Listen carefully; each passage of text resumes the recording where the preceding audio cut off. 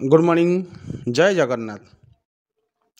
आज आम आमर खोर्धा जिला चिलिका निर्वाचन मंडली कुल्लई पंचायत कुल्लई गाँव को।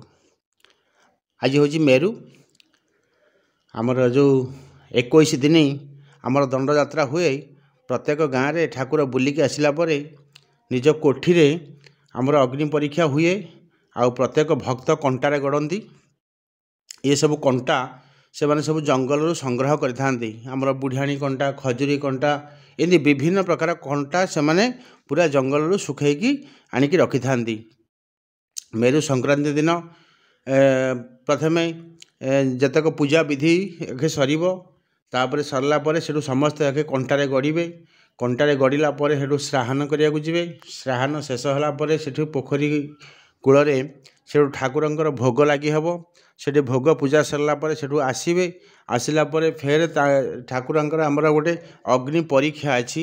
फेर गोटे अग्नि परीक्षा हम। आमर जो ओडिशा रे 12 मासरे 13 पर्व, से 13 पर्वर ये हूँ गोटे पर्व आमर जो झामु यात्रा बोली कहती चैत्र मासरे। किंतु ये गोटे ओडिशार गोटे परंपरा दंड यात्रा। आ प्रत्येक गाँव में तो हुए नी, जो जो गाँव में ठाकुरंकर कोठी अच्छी से गाँव में यही यात्रा हुए प्रत्येक। किंतु सबुठ आमर बड़ कोठी है आमर कुल्लई पंचायत कुल्लई गाँव में आम जाइलु। सेठी ठाकुर अच्छा गादीश्वर देव।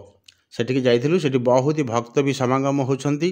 दर्शक भी बहुत देखापी बहुत समागम होती। आउ सेठाकार जो दंड यात्रा आउ से अलग विधि विधान परंपरा सबू बहुत किसी निरा। आगुरी पुरातन हिसाब से एबे भी सही बजाई रखिंट। किंतु प्राय गाँव तो आउ यही पुरातन संस्था को बजाई रखी ना। आपड़ देखुवे 2टा खुंट पछपटे पोता है।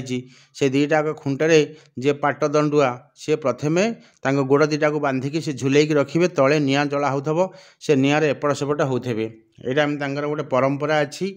आपर से जणी जणिकी जितक भक्तिया थे प्रत्येक भगता सेठू सेमती हेबे। जमी आमर गोटे बिलरे चाष करुचे मई दौचे प्रत्येक जिनस जमी आमर पद्धति अच्छी पूर्वपुरुष से हिसाब से मैंने सब करती।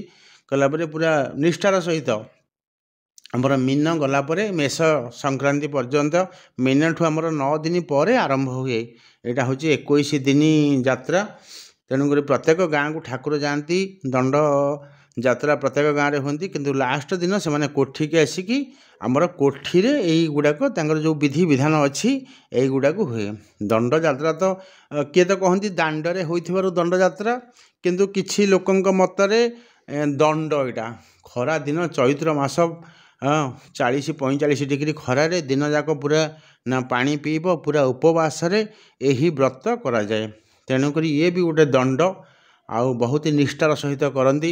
आम देखीचु माने जतक ये अच्छा ये सबुठ निष्ठापर ठाकुर। कौन सी भक्त टिके भूल कले सांगे सांगे कालसी लगती। ये आमर तो बाणपुर एरिया रे बर्तमान दंड यात्रा बहुत फेमस।